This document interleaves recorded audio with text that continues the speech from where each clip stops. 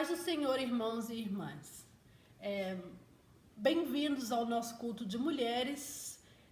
Com muito prazer que eu quero apresentar para vocês hoje. A gente vai falar de Maria Madalena. Para quem não me conhece, eu sou Rosane, eu congrego aqui desde 2015 e eu fui traga aqui por Deus, não é? Quem conhece meu testemunho, ele sabe do que eu estou dizendo, mas não vai ser não vai ser disso que eu quero, não é disso que eu quero falar, e sim da história que é citado na Bíblia, para a gente conhecer mais um pouco das mulheres da linhagem de Jesus que andaram com ele quando ele pisou na terra, né? Então, abram comigo em Lucas 8, e lá está escrito assim, amém? Depois disso, Jesus ia passando pelas cidades e povoados, proclamando as boas novas do reino de Deus. Os 12 estavam com ele, e também algumas mulheres que haviam sido curadas de espíritos malignos e doenças. Maria, chamada Madalena, de quem haviam saído 7 demônios. Joana, mulher de Cusa, administrador da casa de Herodes. Susana e muitas outras.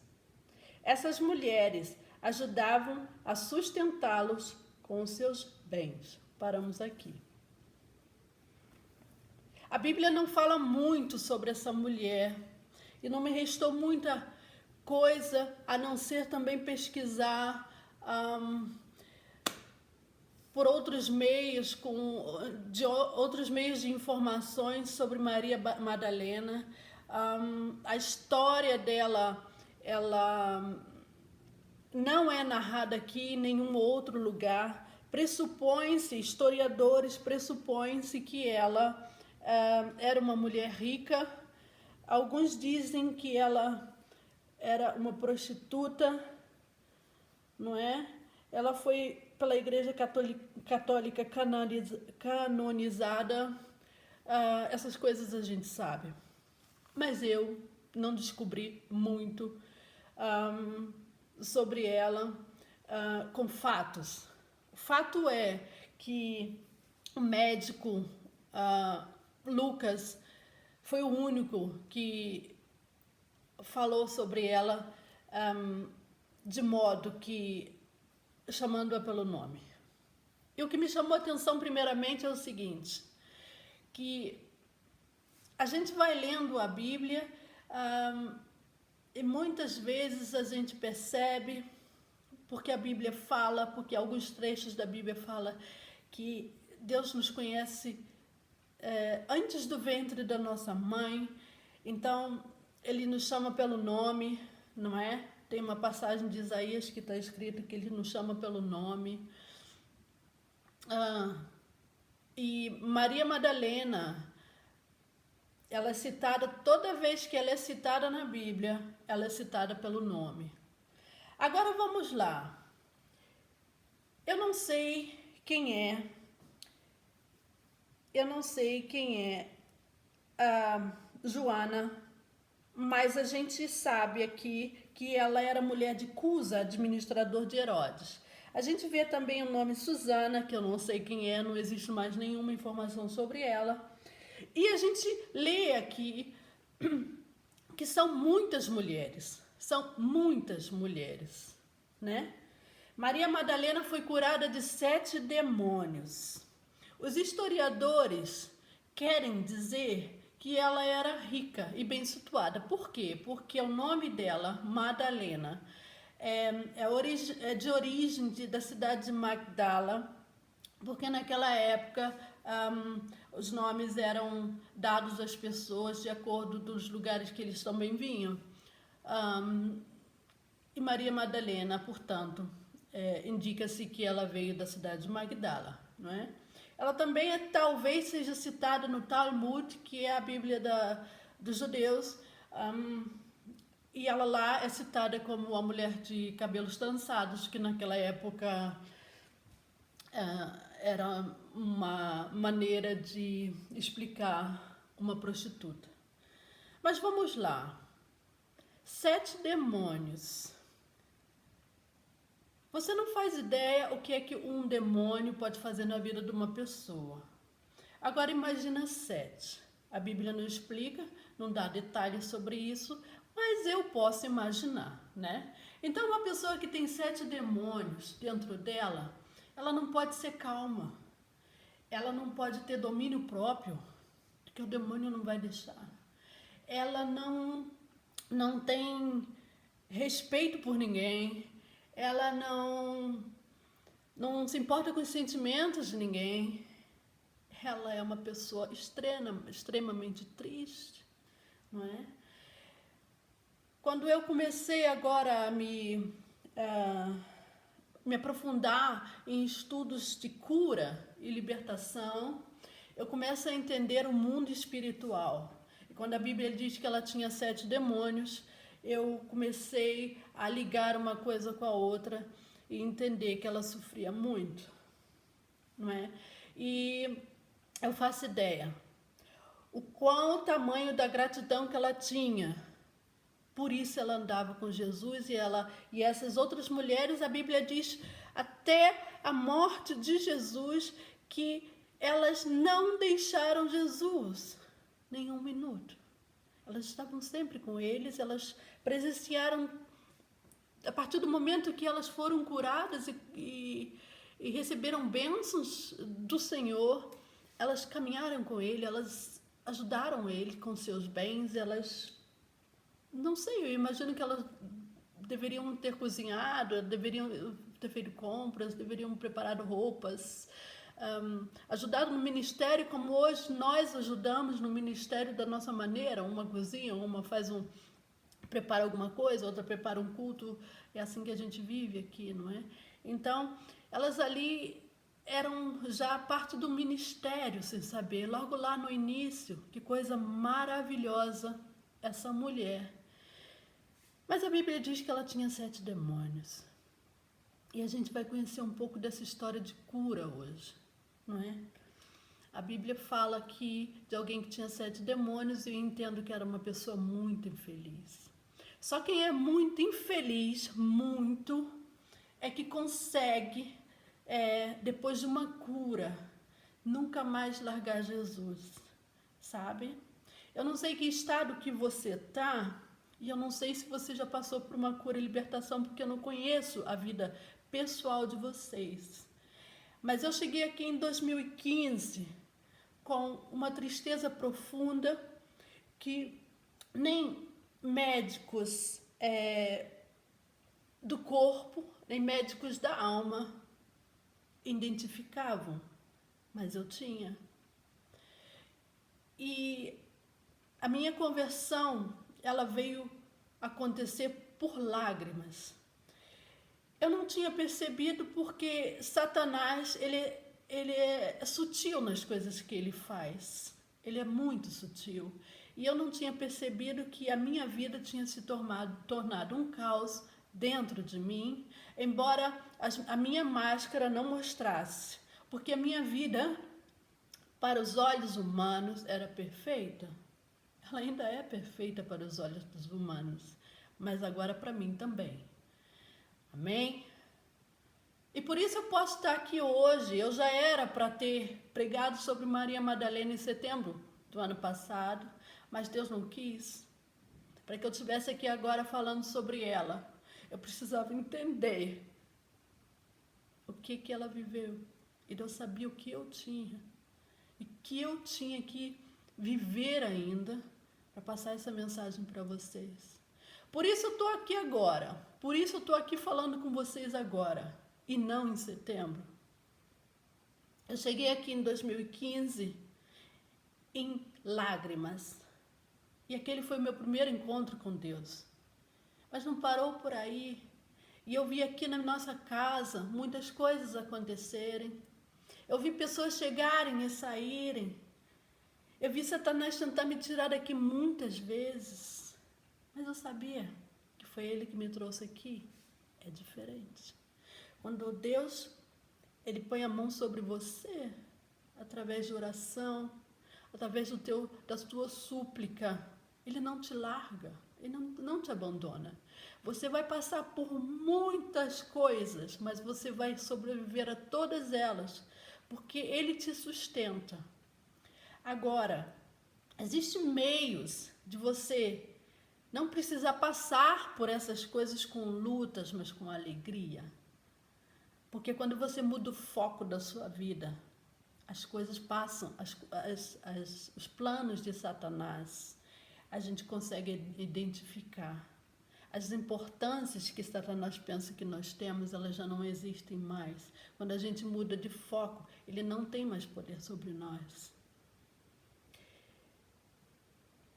Eu não sabia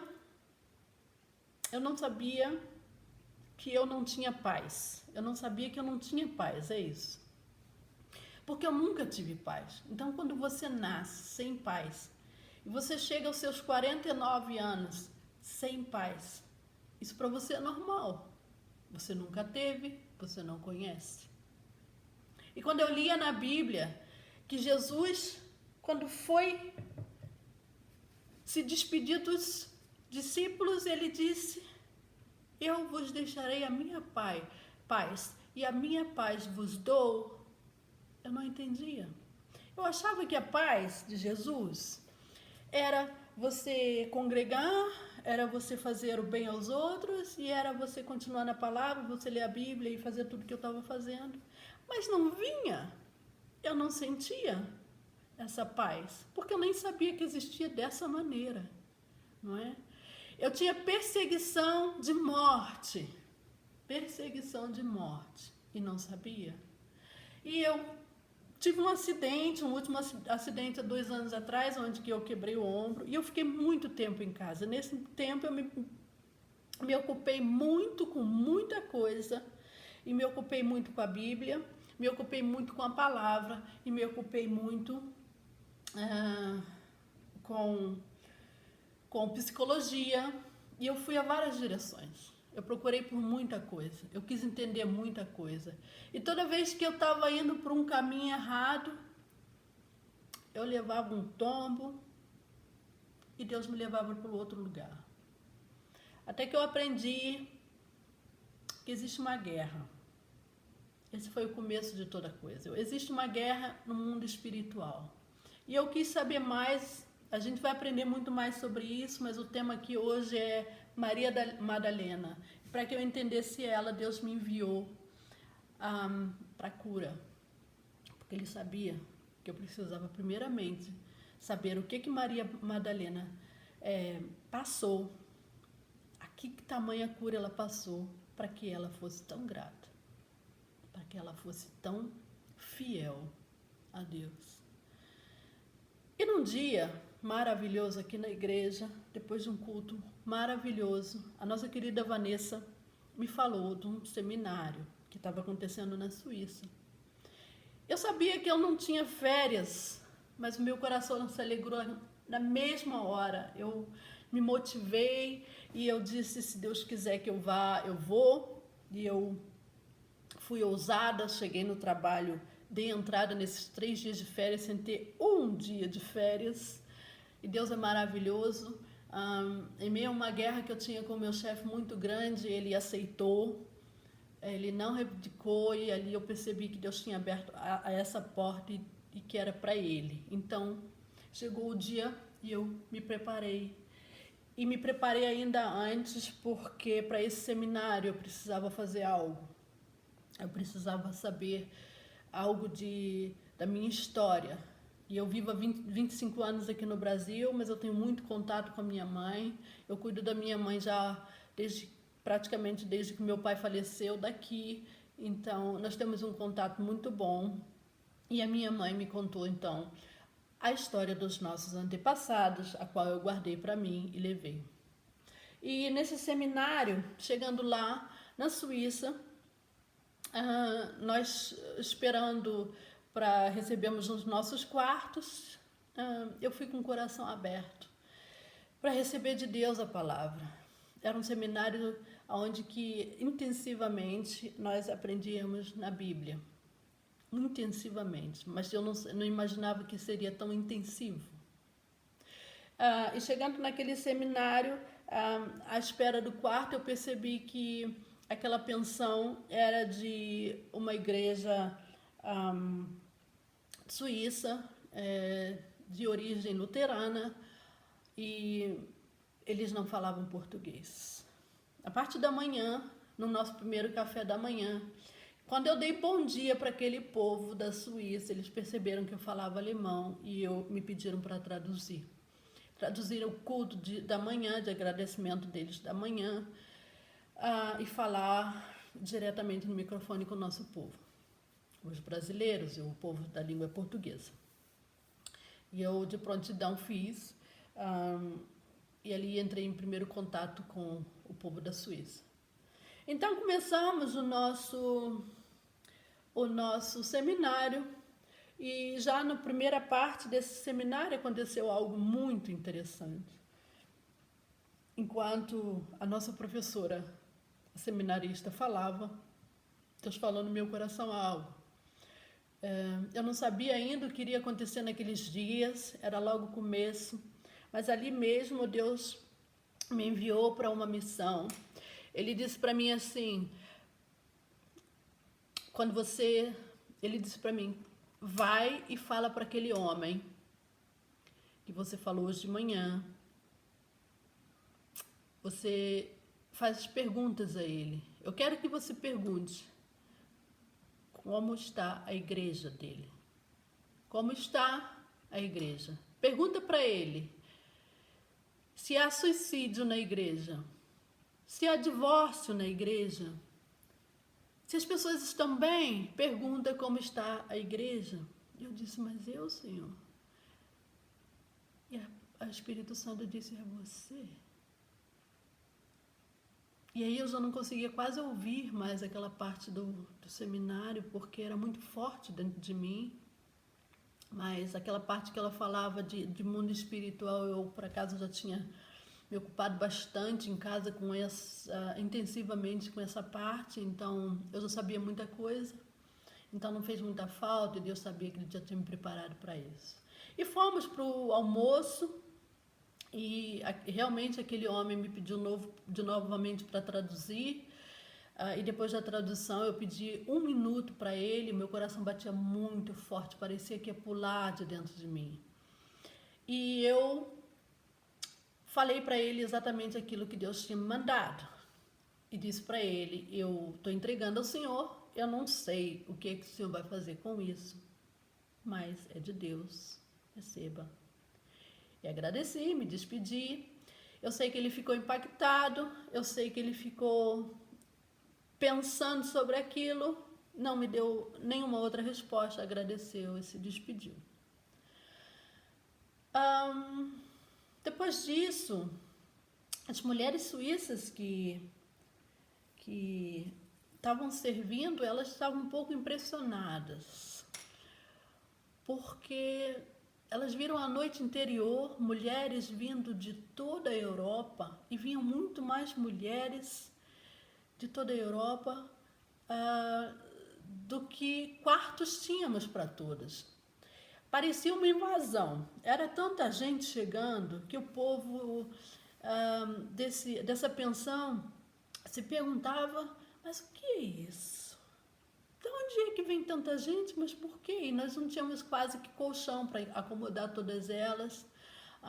Foi um pouco de confusão, vou colocar aqui. No meu quarto tinha, acho que 6, 7 mulheres, eu não sei muito bem. Não, era para ser 7, mas na porta já tinha 8. Então espalhou-se para todo lado, acomodou-se todo mundo, e o povo suíço vendo aquilo. No primeiro dia, nós ainda estávamos muito alvoroçadas, ainda éramos nós mesmas, ainda tínhamos aquilo tudo dentro de nós, não é? Mas na altura no tempo que foi se passando, porque são 5 dias, e você só tem tempo para comer e dormir e ouvir a palavra. É fora de série, é fascinante. Eu faço ideia como não foi com Jesus, porque ele só tinha 3 anos de ministério, né? Ele andou por aí pregando, ele dormia, ele comia e ele pregava. E assim era no seminário.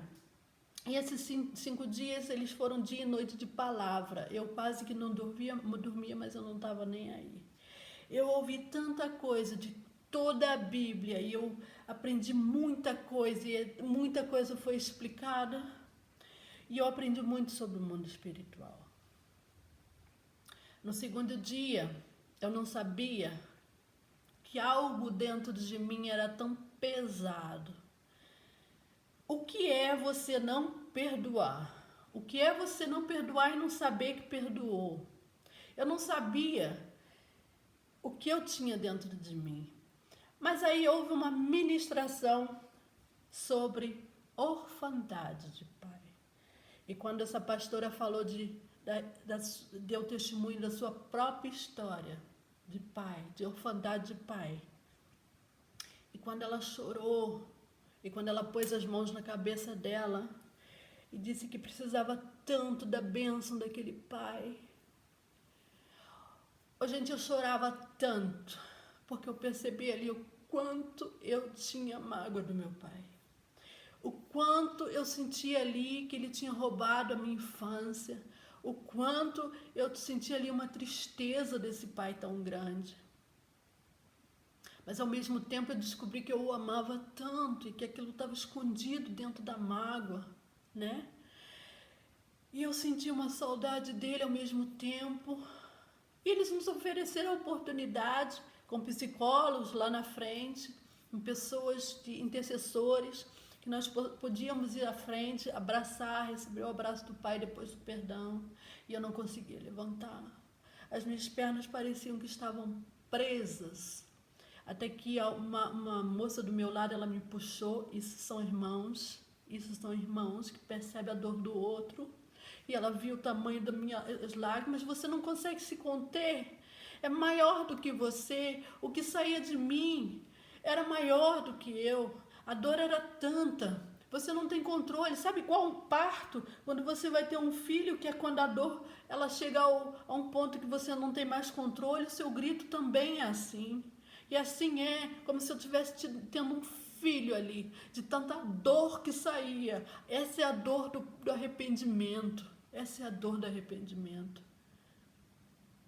E quando nós saímos dali, e eu queria ir abraçar, mas eu não conseguia, eu tinha as pernas que pareciam chumbo. Mas eu agarrei essa moça e falei, eu abraço você mesmo, tanto faz. Eu abracei ela, eu chorei tanto. E ali, eu senti o cheiro do meu pai. Eu senti saudade dele. Eu senti vontade de abraçar. Eu perdoei. E foi como se tivesse saído de dentro de mim um entulho de lixo tão grande, que você não faz ideia, irmão. Você não faz ideia. E eu deixei para trás algo que estava me envenenando a minha vida toda. Esse veneno era tão terrível. Eu tinha medo de autoridades. Oh, gente, um homem com autoridade, se ele levantasse a mão, a voz para mim, eu chorava, eu não conseguia revidar. Eu ia para casa chorando por causa de professores na escola, eu ia para casa chorando por causa de amiguinhos, eu ia para casa chorando por causa de namorado, eu ia para casa chorando por causa do trabalho, mas eu não revidava, eu não sabia como. Abuso de autoridade dentro da minha casa. Abuso de autoridade. Uma família destruída por Satanás, que começou lá atrás. E nesse mapeamento que eu fiz, eu fui descobrir que o meu avô, que era avô do meu pai, esse era meu bisavô, portanto a 4ª geração eu sou. Ele assassinou pessoas. Nós tínhamos terras na minha cidade de onde eu venho. Éramos prósperos na geração do meu avô. Essa família até hoje ela é destruída, separada, arruinada. Essa família não tem herança que seja distribuída e as pessoas estão brigadas entre si. Uma destruição familiar numa intensividade que você não faz ideia. Derramamento de sangue. O meu avô tinha terras e tinha funcionários. E quando uma vaca saía do curral e fugia, o empregado tinha que ir atrás com o cavalo, tinha que buscar. Isso conta a minha mãe.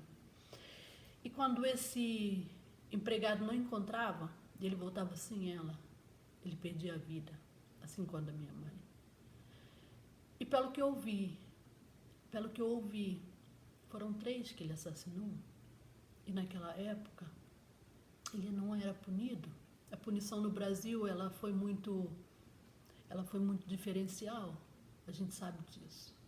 Naquela época, então, muito mais, os donos de fazenda, eles eram chefes das coisas. E esses homens foram enterrados. Eles foram enterrados dentro dos terrenos da herança. Essa herança nunca foi dividida. Ela nunca foi dividida.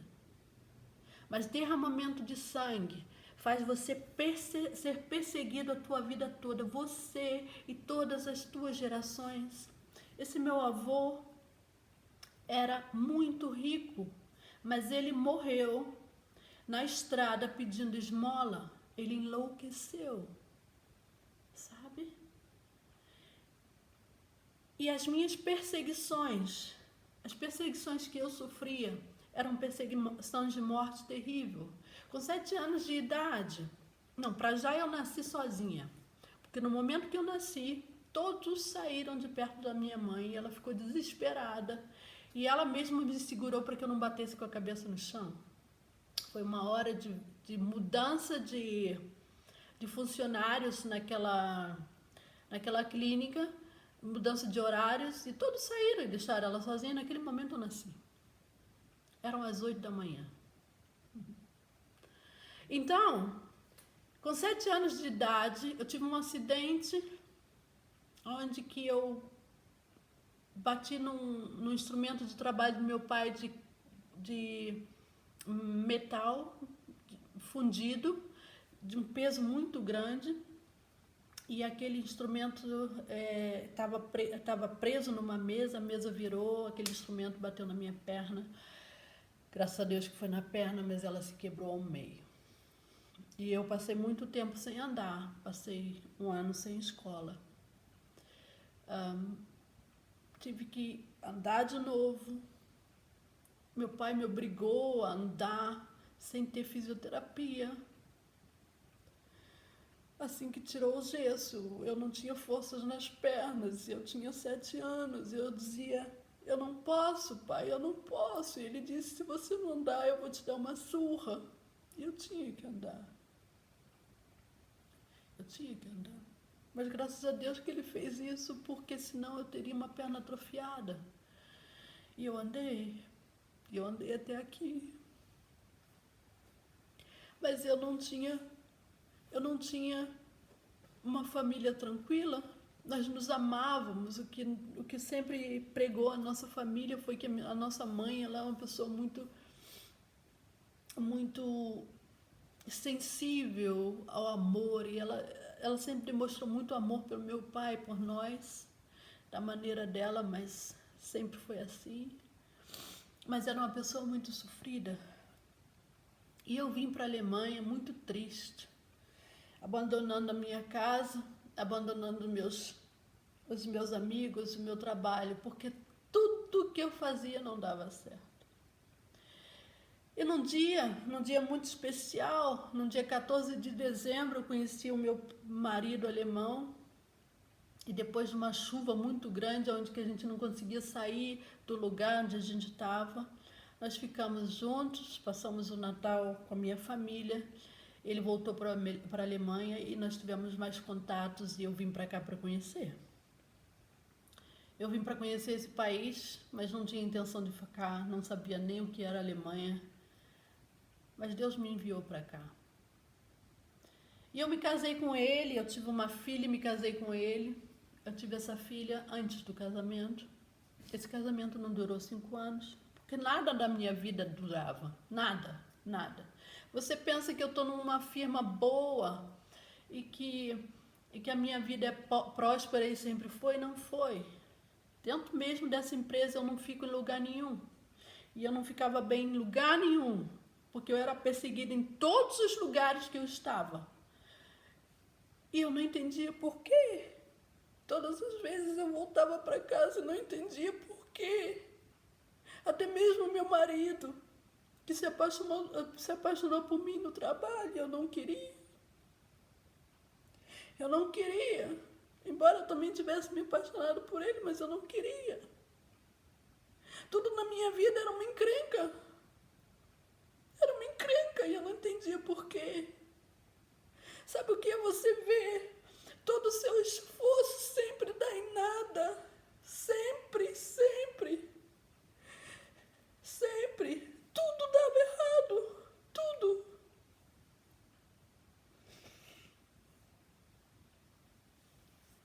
O meu primeiro marido, apresentou quadros de problemas de saúde que eu não sabia. Eu tinha 22 anos quando eu cheguei aqui.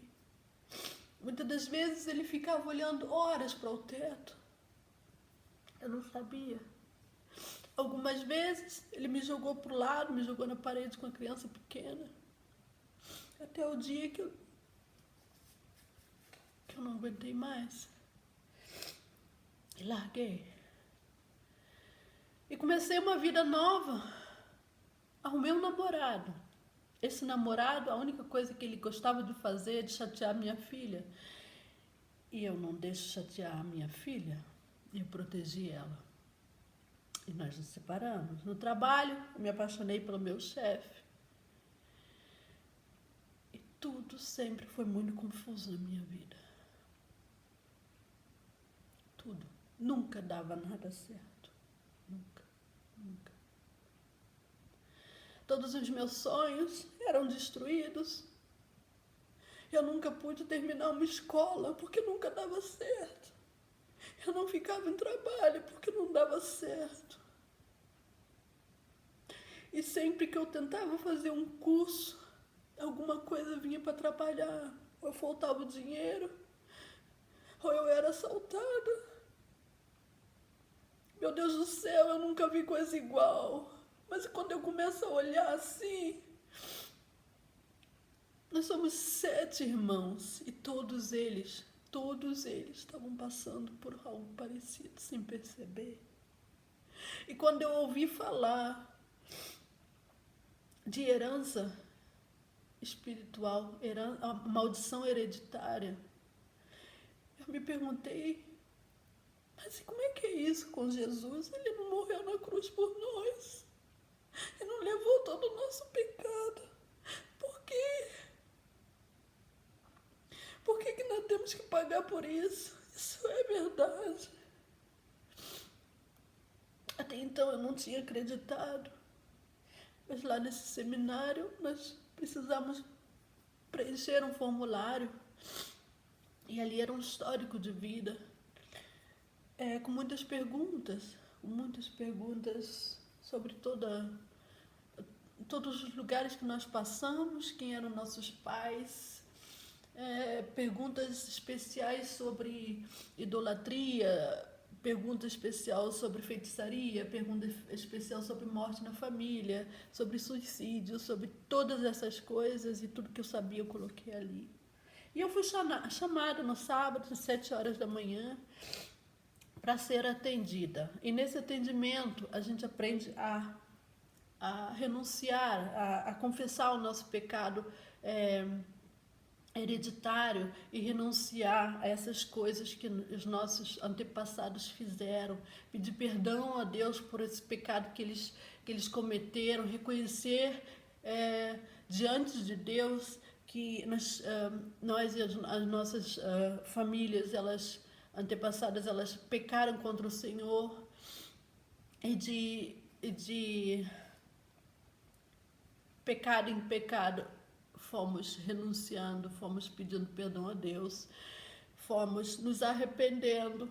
Algumas coisas que eu mesma fiz, que me arrependi muito, e eu chorei 2 horas e meia ali com essa intercessora maravilhosa que Deus colocou para cuidar de mim. Eram 7 horas da manhã, nós acabamos às 9h30 da manhã, mas ela não largou de mim enquanto que eu não deixasse tudo ali. Ela foi muito boa, ela foi muito maravilhosa. E ela chorou muito comigo, com a minha história. Sabe que eu tinha uma tristeza tão profunda, tão profunda, mas quando eu falei isso para uma psicóloga uma vez numa clínica, ela disse para mim: Rosane, você tem uma resiliência tão grande por causa do meu histórico de vida e da superação de vida que eu tenho, de levantar e começar de novo. Ela disse que eu não podia ter depressão, eu não tinha. Não havia explicação para as minhas lágrimas, não havia explicação para elas. Eu tenho uma vida boa, eu tenho um trabalho, eu tenho filhos saudáveis, um marido que me ama, eu tenho uma família que é tão querida, eu tenho irmãos que a gente se ama tanto, apesar de todos os problemas, eu sei que é assim. E mesmo assim, eu chorava tanto. E quando eu ligava para minha mãe, e a gente conversava, ela sempre chorava. Minha mãe tem uma necessidade muito grande de chorar, tinha uma necessidade tão grande de se vitimar. Aquilo era tão pesado. Mas, gente, quando eu saí dessa conversa, eu já não era a mesma. Eu não sei explicar para vocês porque eu nunca tinha sentido isso antes na minha vida. Era como se alguém tivesse arrancado tudo de dentro de mim. Tudo que me pesava. Eu saí dali e não tinha mais nada. A impressão que eu tinha é que se eu saísse do lado de fora naquele momento, eu ia ouvir os pássaros. E ouvir até um caracol andando. Tanto silêncio que tinha na minha mente. Quão maravilhoso é o nosso Deus, que na palavra dele diz que nós devemos confessar os nossos pecados para sermos curados. E nós não entendemos isso. A palavra de Deus, ela diz bem clara, e tá em João.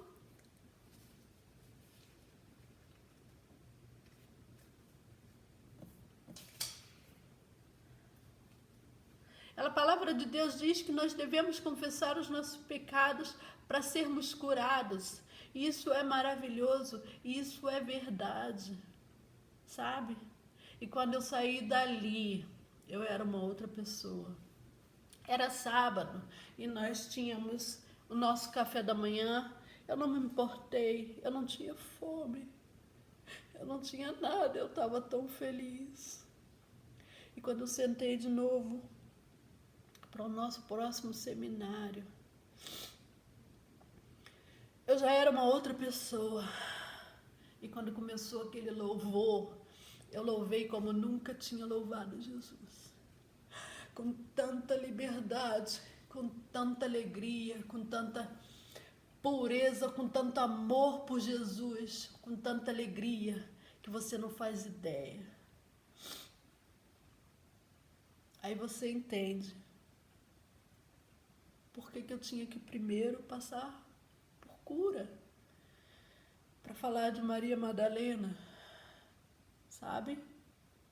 Essa mulher andou com Jesus até o dia da crucificação dele. Mas sabe o que? Ela estava nova em Jesus. Imagina uma pessoa que tinha 7 demônios. O que a vida não deve ter feito com ela? Se eu tinha perseguição de morte por causa de feitiçaria, sangue derramado na minha família, traição, né? Adultério. Meu pai, ele tinha outras mulheres, ele gostava de pornografia, tinha tudo, tinha tudo. Então eu também eu não sei o que causava essa minha tristeza, mas eu tenho certeza que eram demônios. Deus, ele nos avisa o tempo todo na palavra que Satanás, ele está ao derredor. A palavra de Deus diz que ele está ao derredor esperando alguém que ele possa tragar. Ele está rugindo como leão, esperando alguém como que se ele possa tragar. Então, irmão, eu vou dizer algo para você. O único meio de você ser vaso novo, o único meio de você ser purificado é quando você confessa os seus pecados. É ali que Jesus entra e te renova. Não dá para você ser cristão e continuar na sua mesmice. Para que você seja renovado, seja verdadeiramente purificado, você tem que colocar para fora, falar com a sua boca aquilo que Jesus ele precisa curar. Mas isso requer muita coragem, sabe? Por isso Satanás, ele usa isso, porque ele sabe do nosso medo de expormos as nossas transgressões para não sermos acusados pelos outros. Mas a sua reputação, ela é mais importante do que a sua libertação. Você vai continuar vivendo como escravo de Satanás com as suas correntes. E eu convido você, eu desafio a você a abrir a sua boca e falar daquilo que os seus antepassados fizeram. Isso é bíblico. E falar daquilo que você fez, tá? Com arrependimento. E com arrependimento e reconhecimento do nosso próprio erro e das nossas gerações. É ali que Deus ele vai fazer as suas obras e transformar as suas vidas. A gente não pode deixar no escuro. Tudo que está dentro nas trevas, escondidos, ele pertence a Satanás. E ele vai usar você, ele vai destruindo a sua família, ele vai destruindo a igreja do Senhor, a vida dos irmãos. A gente está aqui congregando, mas a gente está preso às vezes e não sabe. Quantos domingos eu estava aqui presa, querendo chorar de tristeza e eu não sabia nem porquê. E quando eu olhava para trás não tinha acontecido nada. Isso é perseguição maligna, irmão. E eu tenho certeza que eu não sou a única. Mas Deus às vezes coloca a gente por um caminho para que a gente seja também como pastores de ovelhas que possam levar as ovelhas para caminhos seguros. Uma vez eu disse para o Senhor, eis-me aqui. Isso foi antes de tudo, mas eu disse para ele, eis-me aqui, Senhor, usa-me, Senhor. E eu queria muito ser usada. Mas Deus não podia me usar porque eu estava muito, muito, muito carregada das coisas terríveis que eu fiz e que os meus antepassados fizeram. Eu não me importo mais com todas essas coisas porque elas já foram todas faladas. Sabe? Elas já foram faladas. Aí você vai me perguntar, mas Rosane, você foi para um seminário, você conheceu uma pessoa lá que você nunca mais vai ver e você colocou para fora lá e nunca mais essa pessoa vai falar. Eu não sei se ela não vai falar. E eu também não me importei com isso. Mas eu sei o medo de vocês. Eu sei o medo que a gente tem porque a gente não quer a nossa imagem denegrida no meio da nossa congregação. E eu também sei que Satanás usa as pessoas para isso. Por isso que a quem a gente confessa, irmão, ele tem que ser vaso novo. Ele tem que ser uma pessoa que também já passou por isso. Ele tem que te entender. E ele tem que saber que o temor de Deus é maior, tem que ser maior do que todas as coisas. Tá? E eu ofereço a vocês aqui, como irmã de vocês, a oportunidade da gente fazer isso junto. Porque a igreja, se ela só pode crescer na vontade do Senhor, quando nós estivermos santificados, puros, puros. Eu recebi uma promessa de Deus em 2017, mas eu tinha uma crise muito grande no trabalho. E sabe, eu já tinha perdido tanta coisa, que parece que para mim eu só estava esperando perder mais uma. Sabe o que é isso? Eu só cheguei até a 8ª série e não terminei. Eu fiz tudo para terminar a 8ª série, mas eu não conseguia. Quando eu fui para a 6ª série, a minha mãe me tirou da escola para trabalhar como escrava de uma tia. E eu perdi mais um ano de escola.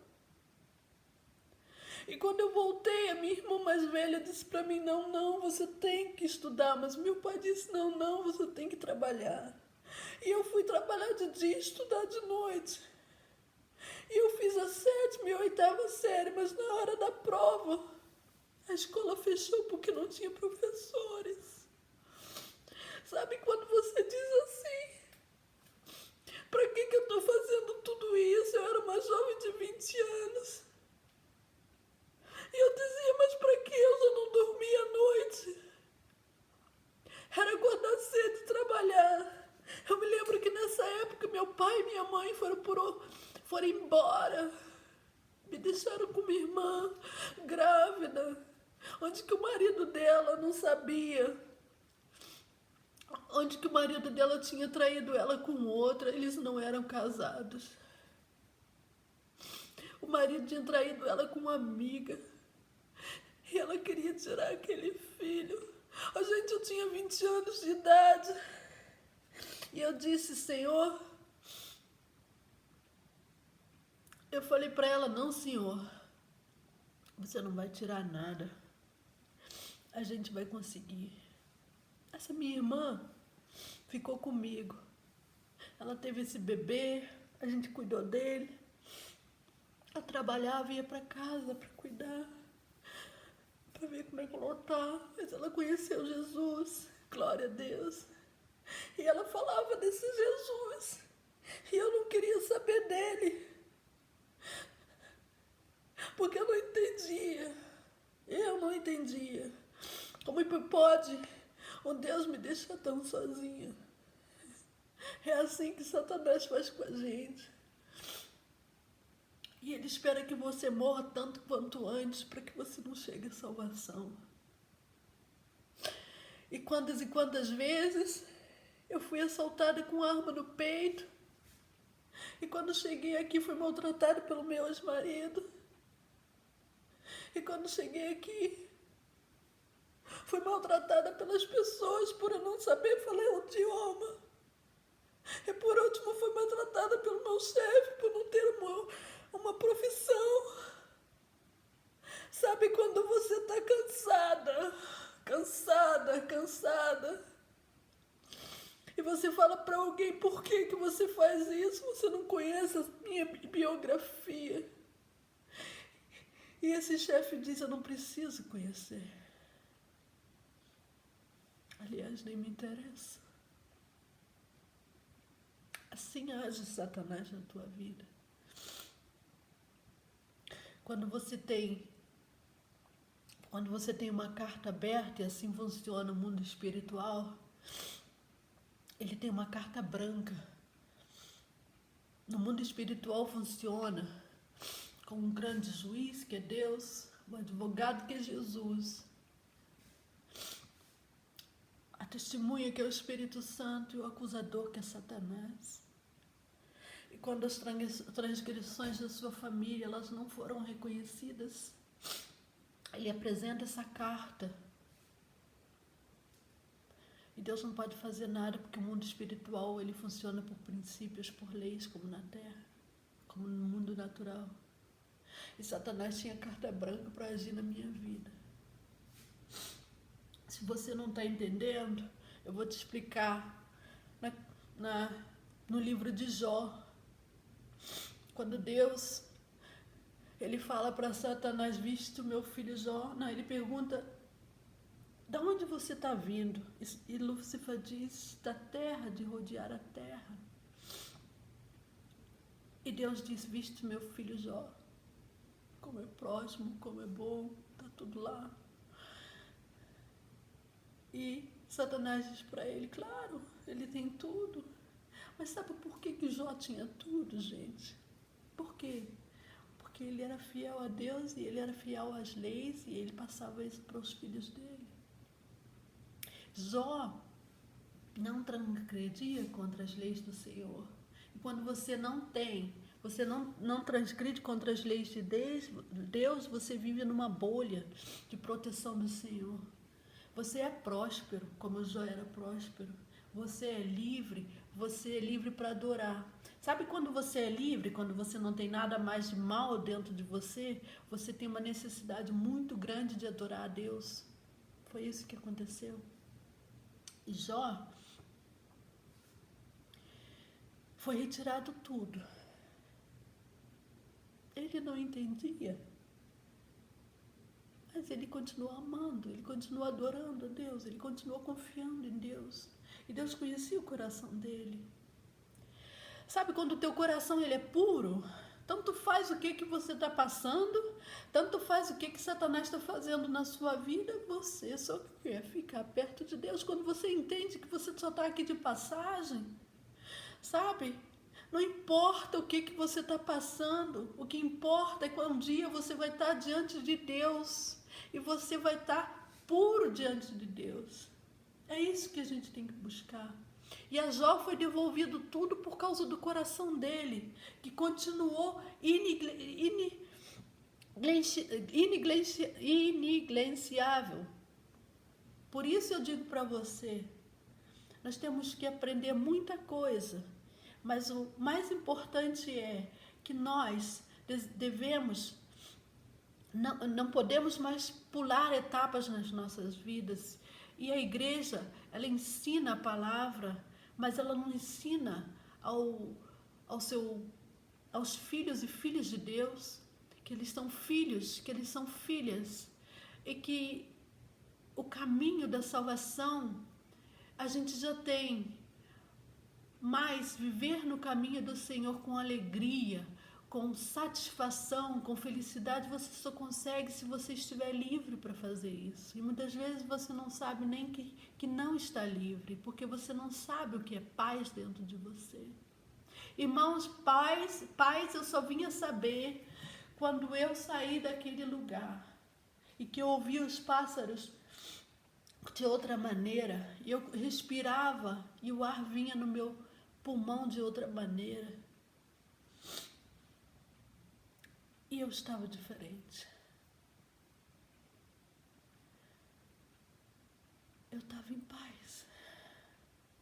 Como Maria Madalena. Por isso que ela andava com Jesus. A minha alegria agora é andar com Jesus. É passar para ele, para vocês, tudo isso que Jesus tem me mostrado, para que vocês sigam esse caminho e sejam livres e tenham paz. Essa paz que ele deixou para a gente, que a gente não tem, porque a gente não sabe como alcançar essa paz. Mas eu digo para você, como você vai alcançar essa paz? Procura um irmão, procura uma irmã abençoada, uma irmã purificada, uma irmã que já confessou seus pecados. E confessa para ela. Porque essa irmã que tem temor de Deus, ela nunca vai falar isso para ninguém. Ela vai guardar, ela vai esquecer disso. Ela vai esquecer, porque quem mora, quando o Espírito Santo mora dentro de nós, tá? Essa é a coisa mais importante. E nós guardamos esses segredos e nós esquecemos dele. O importante é que seja dito, o importante é que saia da sua boca, o importante é que você declare que você se arrependeu, que você chore diante de Deus, que você coloque diante de Deus, que você se arrependa diante de Deus e que a gente renuncie junto. Como a palavra de Deus diz que é para fazer, para você sair livre, sabe? E sabe aquela mulher, Maria Madalena, aquela mulher que foi liberta dos 7 demônios, ela era tão apaixonada por Jesus, porque ela foi liberta, E ela sabia que ela precisava dele como nada mais na vida dela. Por quê? Porque ser infernizada por 7 demônios é diferente. Você não tem paz. E perto de Jesus ela tinha paz. Ainda não tinha. Jesus ainda não tinha nos deixado o Espírito Santo, o Consolador. Mas ela deve ter sido uma pessoa que era mal amada por todos, era uma pessoa que não era querida, que não tinha mais família, que não tinha mais ninguém. A única coisa que ela tinha no coração dela era amor. Porque é isso que resta quando a gente sai livre de uma situação de confessar pecados. Eu acho que no caso dela não foi bem assim. Eu acho que Jesus foi diferente. Ele botava a mão no coração e arrancava aquilo tudo, né? Ou então na cabeça e arrancava tudo. E daí aconteceu algo maravilhoso, sabe? Porque da desonra, a dupla honra, alguém que era detestável, porque alguém que anda com 7 demônios, ela andava com qualquer um. Talvez ela fosse mesmo prostituta, assim como está escrito no Talmud dos judeus, talvez tenha sido mesmo essa mulher, eu não sei. Mas eu só sei que alguém que anda com 7 demônios, ela brinca com a sexualidade, ela não quer saber quantos parceiros ela tem, ela não quer saber de nada. E essa mulher, ela não era respeitada, porque naquela época essa mulher já não tinha direito nenhum, ainda mais uma que andava com todo mundo, não é? Então, aconteceu algo maravilhoso, porque Deus ele não faz diferença de ninguém, e ele só reconhece um coração e um coração puro muito mais. A quem ele escolheu para ser a primeira a ver ele ressuscitado. Isso é muita honra, gente. Isso a honra só recebe alguém que ama muito, sabe? Que tem o coração muito puro, que muito foi libertada. Em João 20, 10, está escrito assim: os discípulos voltaram para casa. Maria, porém, ficou à entrada do sepulcro, chorando. Enquanto chorava, curvou-se para olhar dentro do sepulcro e viu 2 anjos vestidos de branco sentados onde estava o corpo de Jesus, um à cabeceira e outro aos pés. Eles lhe perguntaram: mulher, por que você está chorando? Levaram embora o meu senhor, ela disse. Respondeu ela: levaram embora o meu senhor. Respondeu ela, e não sei onde o puseram. Nisso, ela se voltou e viu Jesus ali, em pé, mas não o reconheceu. Disse ele: mulher, por que está chorando? Quem você está procurando? Pensando que fosse o jardineiro, ela disse: se o Senhor o levou embora, diga-me onde o colocou e eu o levarei. Jesus disse: Maria. Então, voltando-se para ele, Maria exclamou em aramaico: Rabone, que significa mestre. Jesus disse: não me procure, pois ainda não voltei para o Pai. Vá, porém, a meus irmãos e diga-lhes: estou voltando para meu Pai e Pai de vocês, para meu Deus e Deus de vocês. Maria Madalena foi e anunciou aos discípulos: eu vi o Senhor, contou o que ele dissera. Ora bem, Jesus foi sacrificado, ele foi açoitado, ele foi massacrado pelos nossos pecados. Ele foi pisado, cuspido. Ele carregou tudo ali na cruz. Ele estava acabado, destruído. Que ela viu ele sendo destruído daquela maneira. E ele foi sepultado. E era um sábado à noite. Ele morreu muito rápido. A Bíblia diz... os estudiosos dizem que naquele tempo, quando as pessoas eram crucificadas, elas precisavam de dias para morrer. Mas Jesus, ele morreu então depois de 3 horas. E aquele sepultamento, ele foi muito rápido, porque como era sábado, as pessoas não podiam trabalhar, como era sexta-feira e o sábado estava chegando, as pessoas não podiam trabalhar, e por causa disso, as pessoas precisavam sair, ficar dentro de casa, e elas não podiam embalsamar ele ou fazer mais nada. E foram todos para casa.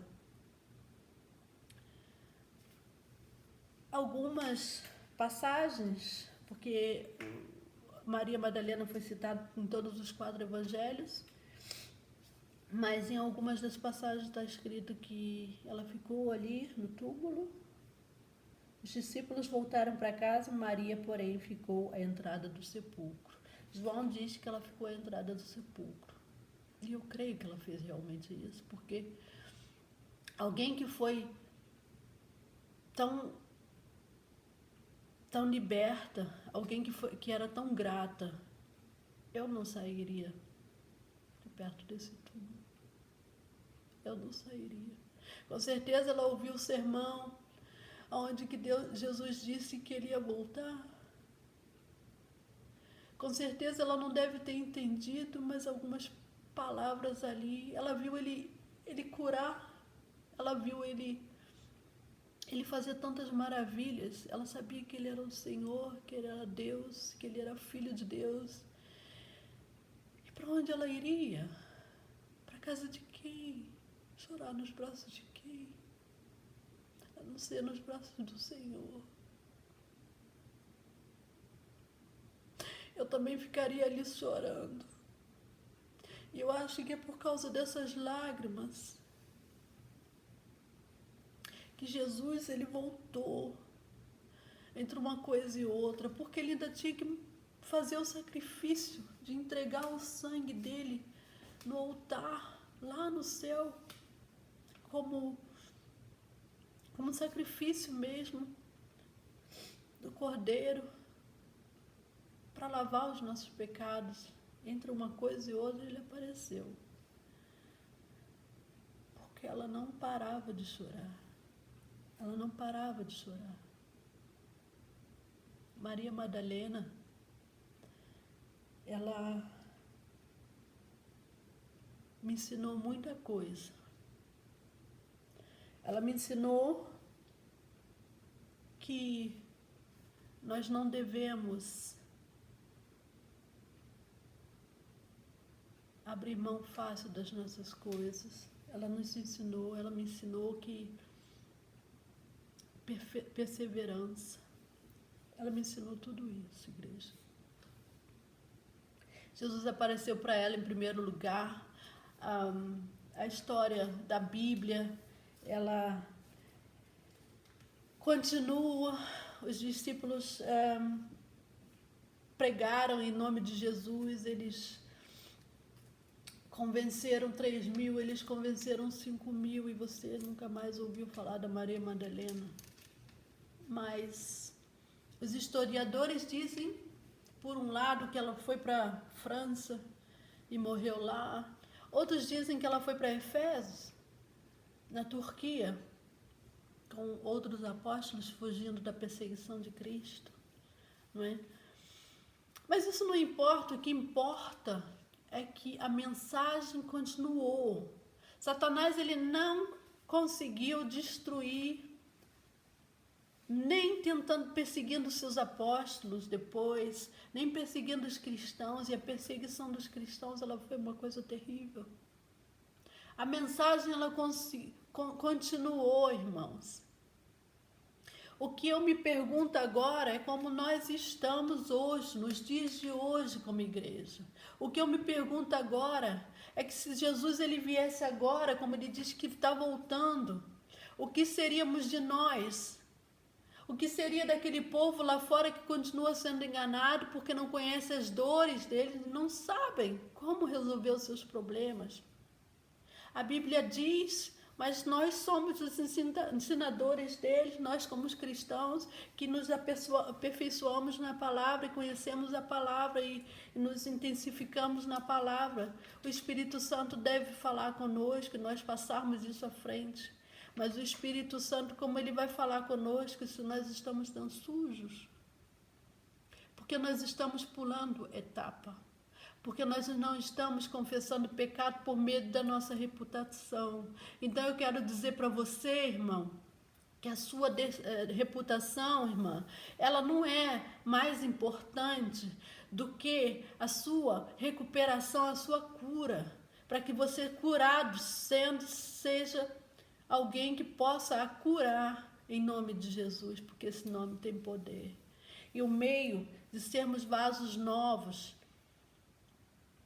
esses vasos novos, onde que Jesus ele coloca coisas novas dentro, é por meio da libertação, é por meio da cura. Existem doenças que elas são de origem carnal, outras são de origem da alma e outras são do espírito. E essas do espírito, irmão, a gente pode tratar confessando. As da alma será com psicólogos. As do corpo, com medicamentos e com oração. Mas eu convido e desafio você ao mesmo tempo. Eu convido e desafio você a tomar coragem e ser batizado nas águas. Porque a palavra batizar, ela enfatiza algo muito importante. A palavra batizar quer dizer emergir. A palavra de Deus diz que Jesus começou o seu ministério depois que ele foi emergido nas águas. Quando você é emergido nas águas, você recebe o poder, a autoridade de Deus para botar Satanás para correr. E se você não foi emergido nas águas, você não tem esse poder. E as igrejas de hoje, as maiores de hoje, elas não batizam as pessoas nas águas. Elas colocam uma gotinha na cabeça das pessoas. Isso não é emerger, isso não vai com a Bíblia, e você passa então a não ter poder para botar Satanás para correr, e quando você não faz isso, ele faz o que quiser na sua vida, e na vida da sua família e dos seus filhos. Você só não percebe, porque você não sabe que é assim, né? Mas Deus sempre levanta pessoas para mudar esse quadro. No Brasil já começou um ministério que ele já tem 30 anos. Tem 30 anos que esse ministério tem crescido, onde tem sido ensinado que as pessoas precisam abrir a boca e confessar de coração seus pecados. E atenção, tem que ser reconhecimento. Por isso que eu fui no seminário e fiquei lá 5 dias entendendo o que é pecado. Porque se você não sabe que você pecou, e esse é o maior problema de nós, você não vai falar sobre ele. Você não vai reconhecer. Você precisa falar muito. E eu estou aqui para ouvir você. Por isso, irmão, por isso, irmã, é com muita coragem que a gente precisa mudar. Não basta, você não perde a sua salvação se você não confessar o seu pecado. Você não perde a sua salvação. Mas existe algo que acontece com você. Existe algo. O seguinte, você não é próspero. Você vai passar 100 anos vivendo, comendo pão que o diabo amassou nessa terra. Mas você está salvo. Mas a sua vida não muda. Agora, quando você abre a sua boca e confessa o seu pecado e renuncia às suas heranças, você sai desse quadro. Você tira das mãos de Satanás esse papel de acusação. Você é liberto. Você vai buscar lá na cruz aquilo que Jesus ele já conquistou para você, ele já pagou as suas dívidas. Mas você precisa sair da sua zona de conforto para fazer isso. Você precisa sair da sua zona de conforto, isso não é automático. Você não consegue entender se você não sentir isso. Você não consegue receber essas bênçãos, esses benefícios de Deus se você está sujo. Eu tenho a promessa de Deus, era um papelzinho que eu anotei e ficou no meu calendário em 2017, onde que eu abri a Bíblia em lágrimas pedindo a Deus uma resposta, e a resposta de Deus é... se creres, vereis a glória de Deus. Você sabe o que eu pensava? Eu pensava que Deus ia entrar lá no meu trabalho e fazer um estrago, que Ele ia me defender, que Ele ia mudar todo o quadro da minha vida. E não foi isso que aconteceu. Essa promessa de Deus, ela tinha muito mais a ver com Ele do que comigo mesmo, mas o meu egoísmo, a minha vitimice, a minha necessidade de ser protegida pela orfandade de pai, ela gritava que esse meu pai, esse ia me defender. Mas era muito maior o que Deus queria falar comigo. Sabe o que Ele queria falar comigo? Aquilo que Ele falou no último dia, onde que as mulheres estavam todas prontas depois dos seus atendimentos, depois do seu confessar de pecados, depois que nos reunimos, depois de um grande culto de louvor, onde nós glorificamos a Deus ali, e no meio daquele culto de louvor, alguém falou em línguas de maneira que eu nunca ouvi na minha vida. E aquele falar em línguas, daquele pastor de Portugal, ele falava em línguas de maneira tão sensacional e tão grandiosa que os meus ouvidos quase que estremeceram. Eram como trovões a voz dele. E entre uma língua e outra, eu ouvi: santificai-vos, como trovão. E entre uma língua e outra eu ouvi: santificai-vos. E entre uma língua e outra eu ouvi: e mais eu farei. E aquela foi a glória de Deus que eu vi.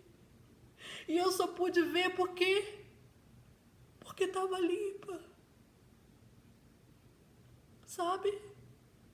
E quando eu saí desse seminário nova, a minha unção era tanta, e eu não tinha noção dessa unção, porque eu fui direto para casa. Parecia que era um caminho só. Eu entrei na estrada e vim parar em casa e eu não vi. Eu dirigi como em nuvens. Quando eu cheguei na minha casa, eu já comecei a expulsar Satanás da porta da minha casa antes de entrar, porque eu aprendi a fazer isso. E quando eu entrei na minha casa, eu disse antes para Satanás: você não tem lugar aqui. Você não tem um espaço qualquer nesse lugar, porque esse lugar eu entrego nas mãos de Deus e só Ele tem lugar aqui. Essa casa mudou de dono. Agora quem rege aqui é o Senhor Jesus Cristo. Sai agora. Sai da vida da minha família agora que eu estou te ordenando. E eu saí. Eu abri aquela porta. Ele saiu. E eu entrei. Pensa num lugar de paz. E essa paz tem permanecido até hoje, irmão. Pensa no marido, que quando eu botei a cabeça nas pernas dele, como eu faço sempre quando a gente está sentado no sofá, ele olhou para mim e disse: amor, você está brilhando tanto.